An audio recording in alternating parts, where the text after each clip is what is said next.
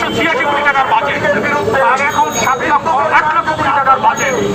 কিন্তু বর্তমান সরকার তার যে সংবিধান যে সংস্কার কমিটি তারা প্রস্তাব করেছে মৌলিক অধিকার হিসাবে স্বাস্থ্য, শিক্ষা, বাসস্থান এগুলিকে দেওয়া হলো, কিন্তু প্রাপ্যতা সাপেক্ষে। ভাই, আপনার প্রাপ্যতা সাপেক্ষে কবে হবে?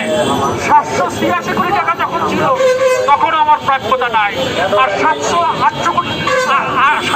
থেকে 8 লক্ষ কোটি টাকার বাজেট হয় তখনও প্রাপ্যতা নাই। তবে কবে প্রাপ্যতা হবে? এই সমস্ত গাল গল্প বন্ধ করেন।